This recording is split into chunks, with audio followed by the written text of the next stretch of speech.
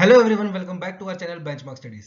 आज ये वीडियो मैं उन बच्चों के लिए लेकर आया हूँ स्पेशली, जो कहते हैं कि सर हमने 5 से 10 प्री एग्जाम दे रखे हैं पर आज तक हमारा एक भी प्री क्लियर नहीं हुआ है। ठीक है, तो देखिए ये मैंने उनके उनके लिए मैंने स्पेशली ये अपना स्कोर कार्ड शेयर किया है। ये मेरा 2018 का स्कोर कार्ड है एसबीआई क्लर्क का प्री का। ठीक है, इसका मेरा मेंस क्लियर नहीं हुआ था और वो क्यों नहीं क्लियर हुआ था उसकी बात हम आगे वीडियो में कर लेंगे।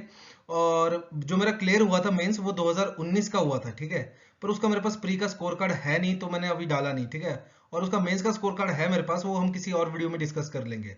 तो बात करते हैं, ये देखिए ये जो मेरा स्कोर कार्ड है ना, ये इंपॉर्टेंट इसलिए भी है क्योंकि ये भी मेरी लाइफ का पहला प्री एग्जाम था जो मैंने क्लियर किया था। ठीक है, 2018 में।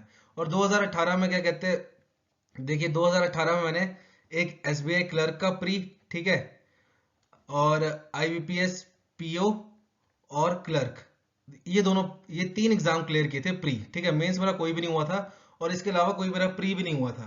ठीक है, पर 2019 की बात करें, ठीक है, तो ऐसा कोई एग्जाम नहीं है जो आईबीपीएस ने कंडक्ट किया और मैंने क्लियर ना किया हो। एक सिर्फ एसबीआई पीओ का मेरा मेंस क्लियर नहीं हुआ था। ठीक है, वो मेरा 2-3 मार्क्स से रह गया था। उसके अलावा मैंने सारे मेंस क्लियर किए थे। ठीक है, इंटरव्यू तक मैं सभी में गया था और क्लर्क के तो सारे ही मेंस क्लियर किए थे। एक मैंने सिर्फ आईबीपीएस क्लर्क का मेंस क्लियर नहीं किया था। वो क्यों? क्योंकि मैंने वो एग्जाम दिया ही नहीं था। उससे पहले मेरे पास दो जॉब्स थी, एक आईबीपीएस क्लर्क आरआरबी क्लर्क की और एक मेरी एसबीआई क्लर्क की। तो मैं दो जॉब्स में पहले सिलेक्टेड था, तो मैंने इसका मेंस दिया ही नहीं था। ठीक है, उसके अलावा मैंने सारे ही आईबीपीएस ने जो भी एग्जाम कंडक्ट किए थे सारे क्लियर किए थे। तो देखिए 2018 से 19 में ऐसा क्या डिफरेंस आया? देखिए डिफरेंस कुछ नहीं था।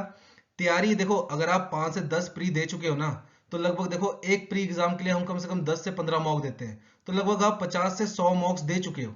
ठीक है, तो देखो तैयारी में कोई कमी नहीं है आपकी, आप इतने मॉक्स दे चुके हो, तो देखो आप में नॉलेज की कमी नहीं है, आपको एग्जाम का पूरा पैटर्न भी पता है। ठीक है, आप देखना यूट्यूब में आपको दर्जनों वीडियो मिल जाएंगे कि आप ये करके जाइए और आपका प्री क्लियर हो जाएगा, लास्ट 10 डेज स्ट्रेटेजी वगैरह ये सब। ठीक है, मैं नहीं कहता वो गलत है। ठीक है, वो कुछ हद तक सही भी होंगी, उसकी बात नहीं कर रहा, और मेरी बात से 99% देखना स्टूडेंट्स एग्री नहीं करेंगे और मेरे को उनकी परवाह भी नहीं है। ठीक है, मैं ये चीज उनको बता रहा हूँ जो सच्ची में बहुत ज्यादा डिप्रेस हो जाते हैं। मतलब पता है, अगर आपका प्री ना निकले इतने सारे एग्जाम देने के बाद भी, तो एक मूड सा खराब हो जाता है। मतलब बिना मतलब से आप मेहनत कर रहे होते हैं और उसका आपको रिजल्ट पता नहीं होता कि मिलेगा भी कि नहीं मिलेगा।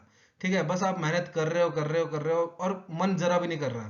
तो ये मैं स्पेशली उनके लिए बना रहा हूँ। देखो आपको नॉलेज की कमी नहीं है। ठीक है, आप में नॉलेज की कमी नहीं है, आपको नॉलेज पूरी है। ठीक है, अगर आप ये सोच रहे हो कि मेरे को कोई ट्रिक आ जाएगी तो मैं पेपर क्लियर कर लूंगा, तो वैसा कुछ नहीं है।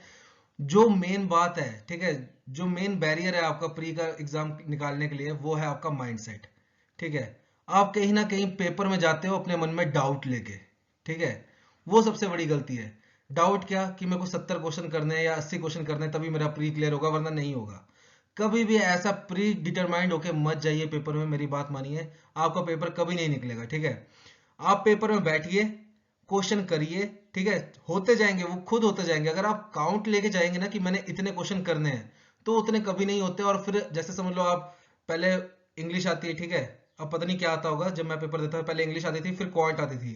तो देखो इंग्लिश से मेरे को काफी कुछ मतलब होता नहीं था क्योंकि मेरे को इतनी आती नहीं थी इंग्लिश। तो जैसे मैं क्वांट क्वांट का मेरा सेक्शन आया, अगर मैं सोच के चलाऊं कि मेरे को 35 में से 30 करना है, ठीक है, और वहां कहीं मेरे से 27 हो गए, तो वही आपका मूड खराब हो जाएगा कि यार मेरा टारगेट छूट गया। ठीक है, हो सकता है क्या पता वो क्वांटिटी टफ आई हो और रीजनिंग उससे इजी हो, पर जैसे ही रीजनिंग खुलेगी, देखो 20 मिनट का ये टाइमर होता है, 20 मिनट के बाद आपको इतना टाइम मिलता नहीं समझने का, और रीजनिंग खुल जाएगी। तो आप इधर दुख मना रहे होंगे पहले तो 1-2 मिनट की, यार 30 का टारगेट लिया था 27 हुए, क्या पता रीजनिंग में आप 35 के 35 कर दो। ठीक है, इसलिए मैं कह रहा हूं कभी आप टारगेट लेके मत चलिए पेपर में, क्योंकि देखो पेपर खराब करने के लिए ना एक क्वेश्चन काफी है। कोई एक क्वेश्चन आपको ऐसा फंसेगा जिसमें आप 2-3 मिनट लगाओगे और उसके बाद आपको उसका ना रिजल्ट आएगा ना वो क्वेश्चन सॉल्व होगा और आपका पूरा पेपर खराब हो जाएगा। ठीक है, इसलिए आप कभी भी पेपर में माइंडसेट लेके मत जाइए कि मेरे को इतने क्वेश्चन करने हैं, क्योंकि देखो पेपर में पता नहीं होता टफ कौन सी चीज आ जाएगी। ठीक है, क्या पता क्वांट टफ आ जाए, क्या पता रीजनिंग टफ आ जाए, इसलिए कभी आप प्री डिटरमाइंड होकर मत जाइए पेपर में। देखिए ये जो मेरा पेपर था ना, ये इसलिए खास था ना क्योंकि मैं इसमें अटेम्प्ट कितने करके आया था, 67। ठीक है, और जैसे ही मैं पेपर देकर आया, जैसे सब जनता करती है, अड्डा ग्रेड अप खोला, ठीक है, और वहां पे सेफ अटेम्प्ट देखने लग पड़ा, तो वो सारे बोल रहे थे 70 से 75, 70 से 75 ऐसे बोल रहे थे। ठीक है, सारे सेफ अटेम्प्ट, और मैं अटेम्प्ट करके आया था 67। तो मैं कहीं ना कहीं डिमोटिवेट हो गया, क्योंकि देखो ना 67 अटेम्प्ट करके आया हूँ, तो मेरे को मैथ रीजनिंग की तो गारंटी होती थी कि मेरी एक्यूरेसी काफ़ी अच्छी है, पर मेरे को इंग्लिश का भरोसा नहीं होता था। तो मैंने सोचा था इंग्लिश में एक दो तो गलत होंगे ही, तो 70 से 75 गुड अटेम्प्ट बोल रहे हैं ये, अगर 70 भी लेके चलूँ तो मेरे नंबर उतने आएंगे नहीं और मेरा ये क्लियर होगा नहीं। तो मैंने तैयारी करना छोड़ दिया, ठीक है ना, मैंने जीके पढ़ी ना कुछ। और जब रिजल्ट आया ना तो देखो कट ऑफ कितनी गई, 68.75, और मेरे नॉर्मलाइजेशन की वजह से मार्क्स कितने आए, 71, ठीक है। तो देखो जब रिजल्ट आया इसके बाद 10 दिन बाद मेंस था, ठीक है। पहले तो एक दो दिन मेरे को विश्वास ही नहीं हुआ कि मेरा पेपर क्लियर हो गया, ठीक है, तो एक दो दिन तो मैं खुश ही बड़ा रहा। फिर जब 7-8 दिन बचे, फिर उसमें मेरे को समझ नहीं आया कि 3-4 महीने का जीके मैं कैसे करूं, क्या करूं। तो मेरी जीके की तैयारी नहीं हो पाई थी जरा भी, ठीक है, और इंग्लिश तो मेरी वैसे ही खराब थी। तो अगर मेंस में आपके दो सब्जेक्ट खराब है तो मेंस होना काफी मुश्किल है, ठीक है। तो मेरे को ये था कि अगर मेरी जीके की तैयारी होती थोड़ी और मैं एवरेज स्कोर कर जाता तो शायद मैं क्लियर कर देता। तो जो मेंस की कट ऑफ थी वो गई थी हमारी हिमाचल की 98 के आसपास, ठीक है, और मेरे मार्क्स थे 82 से 85 के आसपास।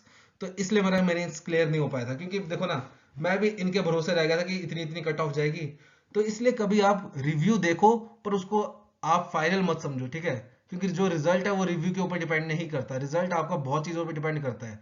आप बस अपनी मेहनत कीजिए, जैसे गीता में भी लिखा है ना, कर्म कीजिए फल की चिंता ना कीजिए, आपका पक्का पेपर क्लियर होगा। अगर आप पहले ही फल की सोचेंगे कि हाँ मेरा प्री निकल जाएगा उसके बाद मैं ऐसे करूंगा, और कर्म करोगे नहीं, तो वो पेपर कभी नहीं निकलेगा, ठीक है। तो होप आपको इस वीडियो से कुछ सीखने को मिला होगा, और अगर सीखने को मिला तो प्लीज चैनल को शेयर और लाइक और सब्सक्राइब कीजिए। Till then have a nice day.